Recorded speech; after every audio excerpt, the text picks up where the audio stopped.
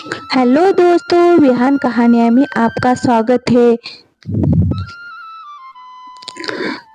मालिक गैरेज की धुलाई करती है।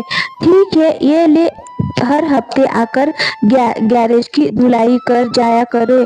ठीक है मालिक, 20 रुपए तो बहुत कम है। मुझे मुकेश बता रहा था कि आप उसे 50 रुपए देते थे। मालिक, बहुत मिट्टी और धूल जम रही थी, बहुत समय लगा धुलाई में। मुकेश कौन होता है बताने वाला? क्या है कर ले, वरना मैं कोई और ढूंढ लूंगा। सरिता के लिए वो 20 रुपए भी बहुत कीमती थे। एक गरीब विधवा औरत जो कि अपने पति के जाने के बाद अपनी 3 बेटियों को पाल रही है।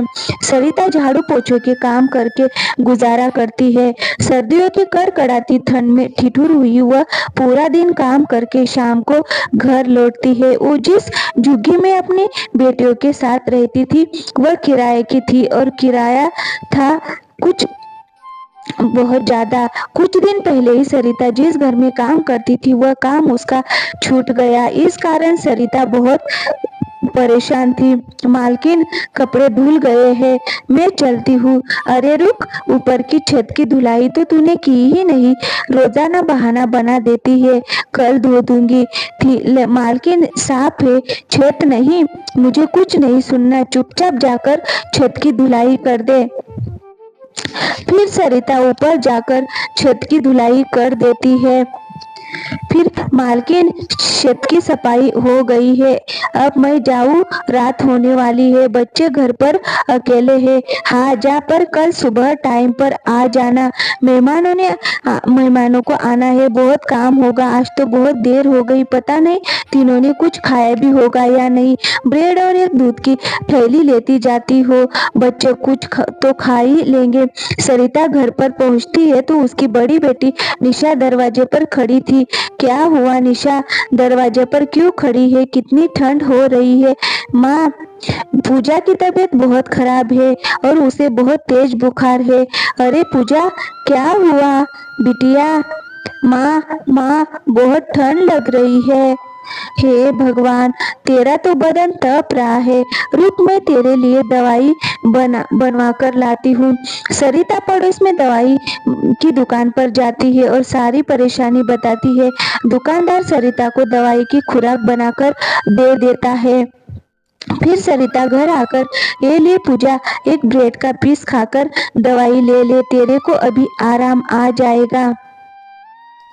फिर सुबह, मालकिन, मेरी बेटी की तबीयत बहुत खराब थी, मैं इसीलिए नहीं आ पाई। मैं तो कभी भी छुट्टी नहीं करती, ऐसे काम से मत निकाला करो। मुझे कुछ नहीं पता, मैंने दूसरी काम वाली रख ली है। अभी मेरा दिमाग खराब मत कर, जा यहाँ से। फिर सरिता को पड़ोस में रहने वाले मुकेश ने गैराज में धुलाई का काम दिलवाया। उसके मालिक ने भी उसे 20 रुपए पकड़ा दिए, जिससे गुजारा करना बहुत मुश्किल हो रहा था। भारी ठंड में सरिता सड़कों पर काम ढूंढने के लिए निकलती है। पीछे से उसकी बेटियां भी अकेली भूखी प्यासी उसका इंतजार करती थी। ऐसे ही एक दिन सरिता गैराज का काम करके घर लौट रही थी।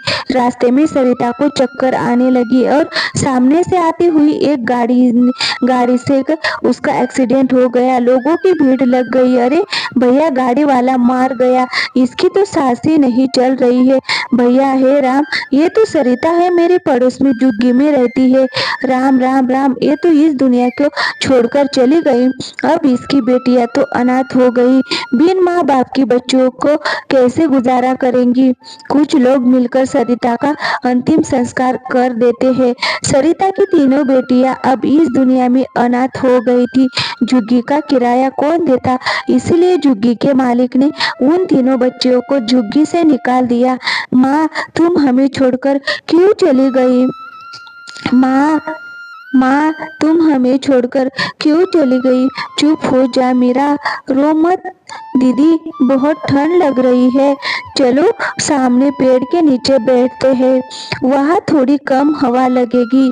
पूजा, तू मेरा स्वेटर भी पहन ले, इससे तुझे कम ठंड लगेगी। पर दीदी, आप क्या पहनोगी? आपको भी तो ठंड लगेगी ना। नहीं, मुझे कुछ नहीं होगा। पूजा, मुझे ठंड नहीं लग रही है, तुम दोनों यही पेड़ के नीचे सो जाओ, मैं तुम्हारे पास ही बैठी हूँ। पूरी रात तीनों बहनें 31 दिसंबर की रात ठंड में ठिठुर रही थी। आसपास नए साल की धूम का बहुत शोर था। निशा दीदी, ये पटाखों की आवाज कैसे आ रही है? आज तो कुछ भी नहीं है। अरे, नया साल है कल, इसीलिए लोग नए साल की खुशी में पटाखे छोड़ रहे हैं। लेकिन दीदी, बाहर तो बहुत ठंड है। इतनी ठंड में लोग नए साल पर पटाखे चला रहे हैं, इन्हें ठंड नहीं लग रही है? दीदी नहीं, क्योंकि उन सब ने बहुत गर्म स्वेटर और कोट पहने हैं, इसी कारण उन्हें ठंड नहीं लग रही है। निशा दीदी, जैसे मैंने 2 स्वेटर पहने हैं। हाँ मेरी प्यारी बहना, पर दीदी आप तो ठंड से कांप रहे हो। अरे नहीं, मुझे ठंड नहीं लग रही है, चलो तुम दोनों सो जाओ, मैं भी सो जाती हूँ। निशा पूरी रात बिना स्वेटर के ठंड में कांपती रहती है।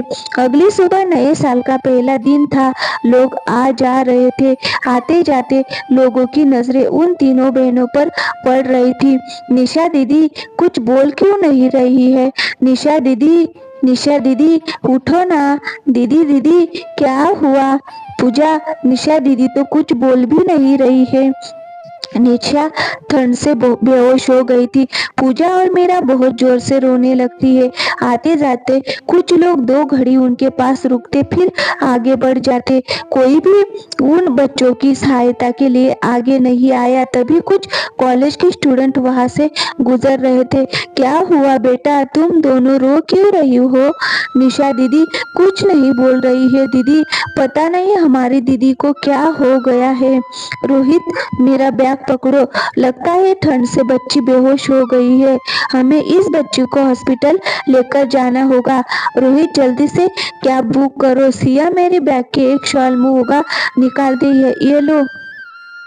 तान्या, तान्या, कैब आ गई है।